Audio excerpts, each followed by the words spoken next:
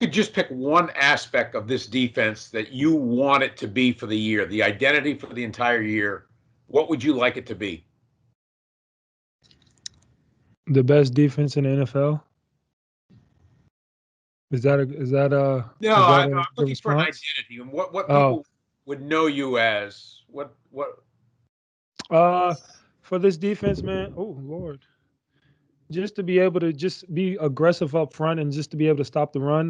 So aggressive defense that's that can rush the passer, stop the run, and just make plays in the back end.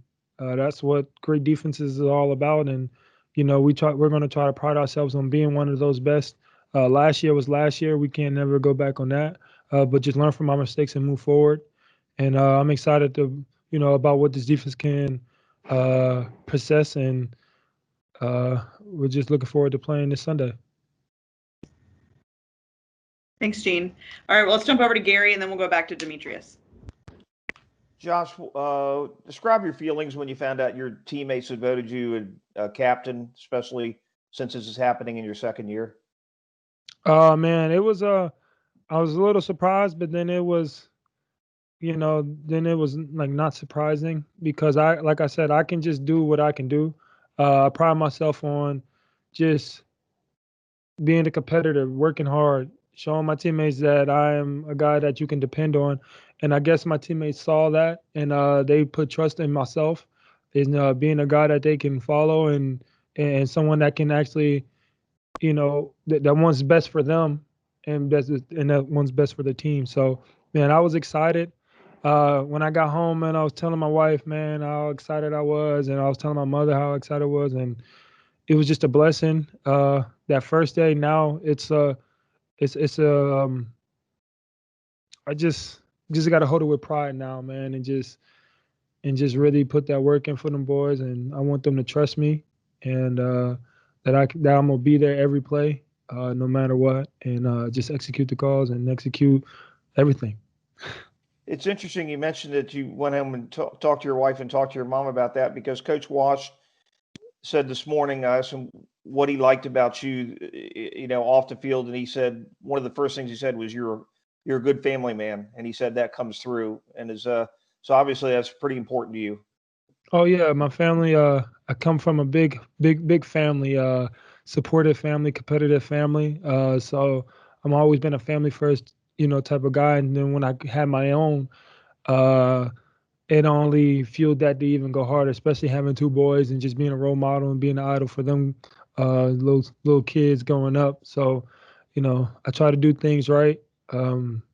It's hard sometimes, but like I said, I just try to do things right as much as I could and be someone that they can someday model their lives out. I don't want to say be like me, because they're them, and I'm never gonna force them to be like me, but just show them the right way to do things and how to conduct themselves. So, thank you. Thanks, Gary. Let's go to Demetrius, and then Dustin, and then Mark. Hey, Josh. Earlier this week, you said on social media that you're glad to be a Jacksonville Jaguar. What is it about this city and maybe this year's team that gives you that excitement? I mean, when I'm personally when I'm all in, I'm all in. The Jacksonville Jaguars took a chance on me, picking me up at 7. So I knew once then I'm gonna do my all just to bring that standard back high and bring this team success. And that's just something I pride myself on.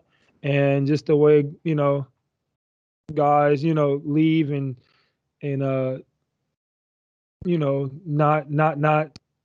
not feel that way about the team, giving them an opportunity, uh, just kind of puts me in a bad spot because not a lot of players not a lot of people in this world get to have opportunity like we have, and just having an opportunity for this team to come pick you up is a blessing and all. So I'm gonna try to put everything I can to this organization, to give higher standards. I want the city to know that they have a guy that's passionate about this team, that's passionate about this city, and that's passionate about all these teammates, coaches, and everybody included. So like I said, I'm all in, man, and I feel like my teammates know that, and hope Duval knows that. And man, hopefully I can be here for a very long time and change this and help change the franchise now, next year, 3 years, 10 years, who knows how long. But I just want to leave a big impact on the city, and that's what I want to be remembered as. Thank you. All right, let's go to Dustin and then Mark. Hey, Josh, congrats on being named captain, first of all. But looking forward to Sunday a little bit, what is it going to be like against Phillip Rivers, of course, the notorious cleanest trash talker in the NFL? What is it like to go after someone who's done it in this league for such a long time with a better offensive line than he had last year on a different team? Man, I'm excited. I'm just excited to play against him. Not even just the trash talking, because it gets annoying sometimes. But I'm just excited to play against him. I think he's going to go down as one of the best quarterbacks to play this game, to strap up and just to start the season. And I get to play him twice a year, so just to start that, you know what I'm saying, start that season off against them. Good offensive line. It's definitely exciting, and I can't wait to really play against them. And it's going to be, I feel like it's going to be a really good game. And we prepared ourselves for this for a very long time, mentally, physically, and emotionally. And we're just all excited to play. All right, thanks, Josh. You cracked me up earlier when you said the Jags took a chance on you.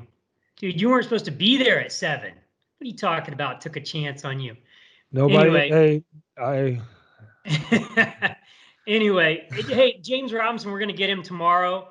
Can you preview what is he really as quiet as everybody says he is? Oh my gosh, he definitely is. I think I heard him talk today for the first time. He was on the phone. I was like walking past him. I was like, oh, that's what his voice sounds like. So I think he is, but I know he smiles a lot. You know, I try to talk crap to him out there, and he just smiles and all that, laughs and all that. But outside of talking, if he doesn't talk to his coach, I think he's more to himself or more to the running back room, so to say. Yeah. But I can't wait to see him play, because he's done a lot of good stuff this training camp, and up to this day, he has done a lot of good things. So I can't wait to see him play and just show us that he's who he is. So we hear a lot about him. What stands out to you as a guy trying to tackle him? I mean, personally, me, man, I don't even know when he's back there. I'm just trying to hit whoever got the ball, essentially. But I know watching film, man, he has a really good vision, jump cuts and all that. He has a good little burst. But you know, I kind of don't study our players like that. I'm sorry, but I know he's a dog. And like I said, I know he's out there a lot with the ones. So he must be doing something good. And like I said, I'm excited to see him play this Sunday. Thanks, Josh. Thanks, Mark. All right, let's do 2 more. Let's do Cassidy and then D-Rock. Hey, Josh.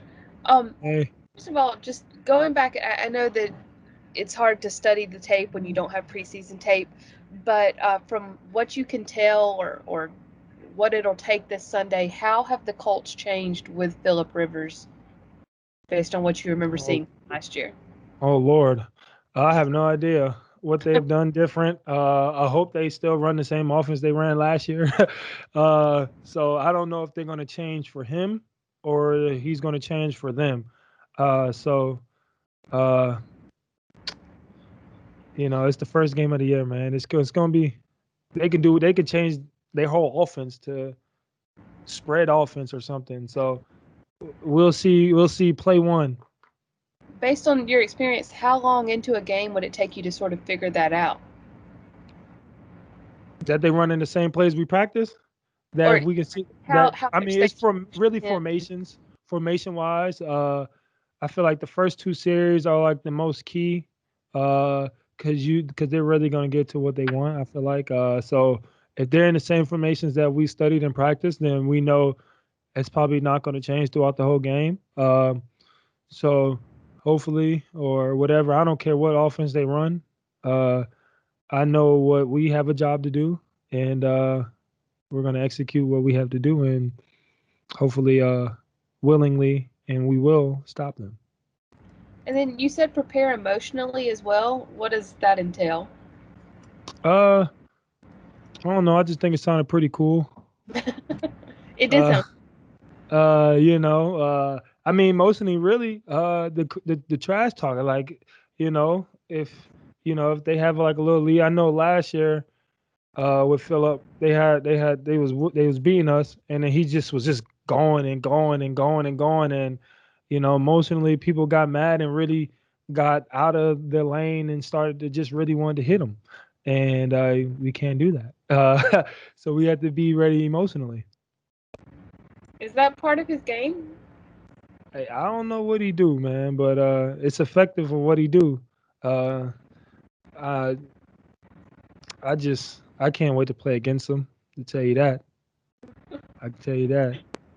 Thanks, Josh. Thank you, Cassidy. Cassidy. All right, D-Rock. Last question. Make it a good one. I did have just real quick going back to James. You're an outgoing guy. I would assume that you've spoken at some point or another to everybody on this team. Is he one of the few guys that you've really had never really had a conversation with because he's so quiet?